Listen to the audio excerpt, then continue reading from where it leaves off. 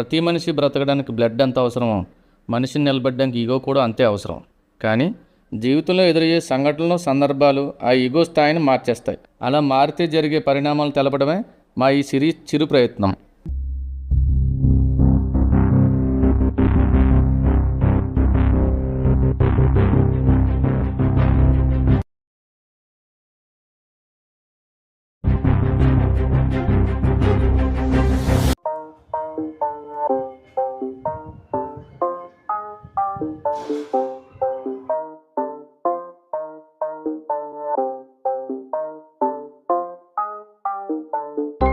ఈ అసలుతో మన పని అవుతుంది కానీ మనం బొమ్మలు చూసుకుందాం.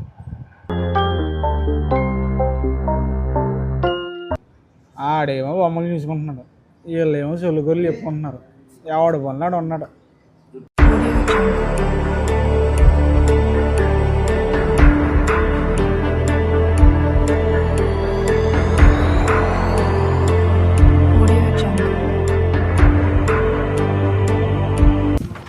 రే సుబ్బు, రే సుబ్బు, రే సుబ్బు.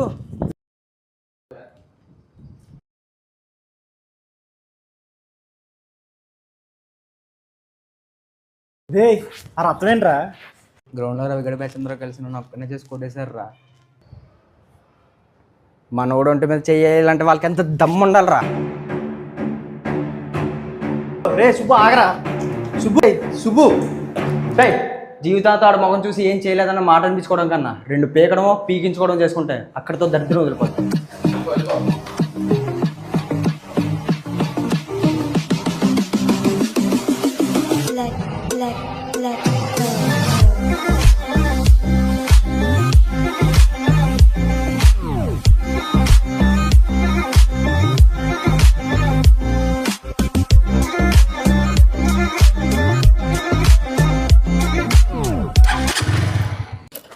అక్కడ గ్రౌండ్లో చాలా మంది ఉంటారు. మన వాళ్ళందరికీ ఫోన్ చేస్తాను.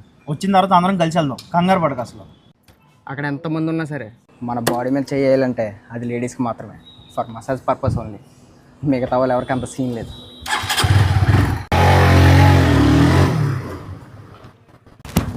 నువ్వేదో కథ చెప్పు. ఆడేమో ఎట్లా చూసినా అంబోతులాగా రెచ్చిపోయి వెళ్ళిపోయాడు. నువ్వేం చేయకుండా వాళ్ళు నేను కొడతారా? అసలు ఏం జరిగింది చెప్పు. అది అది నా తప్పేం లేదురా, నిజంగా నా తప్పేం లేదురా. నువ్వేదో పెంట చేసావు, అర్థమైంది నాకు. ఉత్తరే నిన్ను కొట్టరాళ్ళు. అక్కడ ఆడి ఒంటి మీద చేయి పడాలి, నీతో సహా మొత్తం అందరినీ తగలబెట్టేస్తాయి.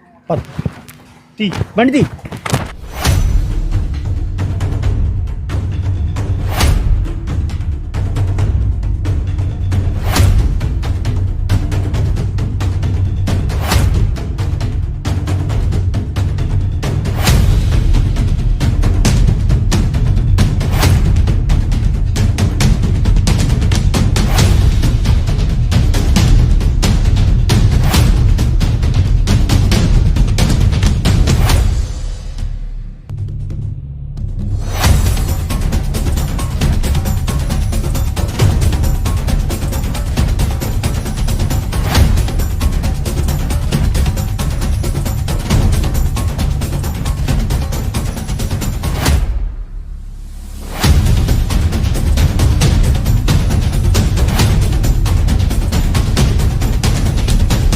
సుబ్బుగడ బండి పోనీ.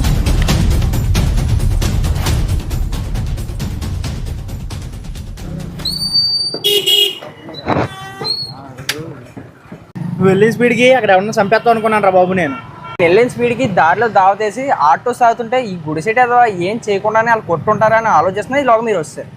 అసలు నువ్వు ఏ అదొక పని చేయకుండా వాళ్ళు కొట్టుంటారంటావా? అసలు ఏం జరిగింది చెప్పరా? ఏం లేదురా, రవిగడ బ్యాచ్లో బండది ఉంటుంది కదా, అది గ్రౌండ్లో వాకింగ్ చేస్తుంటే అమ్మ గ్రౌండ్ మొత్తం నువ్వు సరిపోయావు, ఇంకా నడవకలద్దా అని అంతేరా. వాళ్ళు చూడేశారు వాళ్ళు కాబట్టి కొట్టదు లేరు. అదే నేనైతే చేస్తుంటాను.